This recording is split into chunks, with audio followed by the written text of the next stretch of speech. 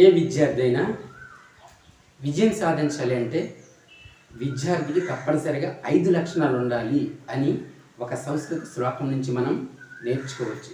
So ఏంటి ఆ శ్లోకం, ఆ 5 లక్షణాలు ఏంటి అనేవి ఒక చిన్న సంస్కృత శ్లోకం ద్వారా మనం తెలుసుకుందాం. కాకా చేష్ట, బకోద్యానం, శ్వాన్నిద్ర, తదైవాచ అల్పహారి, గృహత్యాగి. ఈ 5 లక్షణాలు ఉంటే చాలండి, ఏ విద్యార్థి అయినా సరే తన యొక్క సక్సెస్ఫుల్గా సాధించగలడు, విజయం సాధించగలడు అని చెప్పవచ్చు. సో ఒక్కొక్కటి ఏంటో క్లుప్తంగా మనం వివరించుకున్నాం. కాకా చేష్ట, కాకా అంటే క్రో అంటే కాకి, చేష్ట అంటే ఎఫర్ట్. సో చిన్నప్పుడు మనం కథ చదివే ఉంటాం ప్రతి ఒక్కరు కూడా. కాకి ఒక కుండ ఉంటుంది, ఆ కుండలో అడుగు భాగాన నీరు ఉంటుంది. ఆ నీరు పొందాలంటే ఏం చేయాలని ఆలోచిస్తుంది. అప్పుడు ఒక్కొక్క గులకరాయి తెచ్చి ఆ కుండలో వేస్తూ అలా పైకి వస్తే ఆ వాటర్ తాగి తన యొక్క లక్ష్యాన్ని ఛేదించుకోండి. సో విద్యార్థి కూడా అంతే, the effort of the crow. So కాకా చేష్ట అంటే the effortness of the crow. So కాకి ఎలాగైతే తను అనుకున్న లక్ష్యాన్ని కృషి చేసి సాధించిందో, ప్రతి విద్యార్థి కూడా ఆ విధంగానే ఎఫర్ట్, తన యొక్క ఏదైతే ఉందో చదువులో కృషి తప్పనిసరిగా చేసి పైకి రావాలనేది కాకా చేష్ట. అండ్ బకోధ్యానం, బకో అంటే క్రేన్, కొంగ, ధ్యానం మీన్ జపం. నిజంగా కొంగ జపం చేయదు, ధ్యానం చేయదు.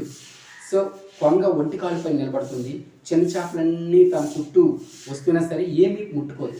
సో పెద్ద చేప, దాని కాన్సన్ట్రేషన్ అంతా ఏంటి, పెద్ద చేప.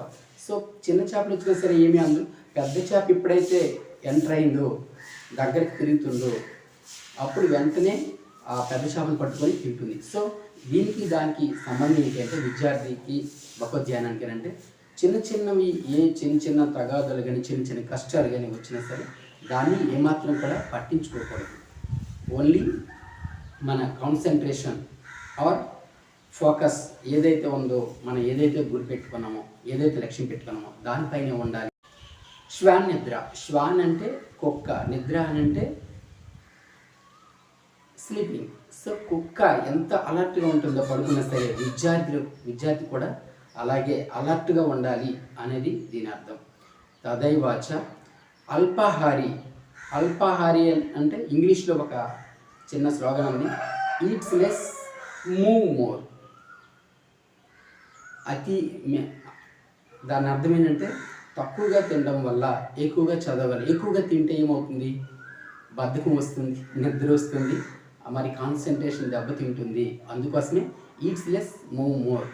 And last and final గృహత్యాగి.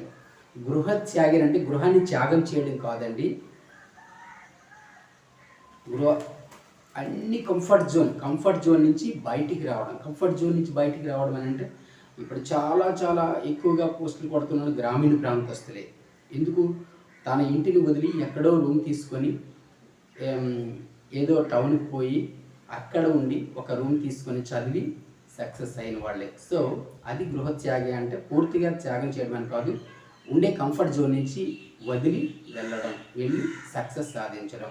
ఇది పంచలక్షణం. సో ఈ 5 లక్షణాలు ఎవరికైతే ఉంటాయో తప్పనిసరిగా విజయం సాధిస్తాడు. So thank you.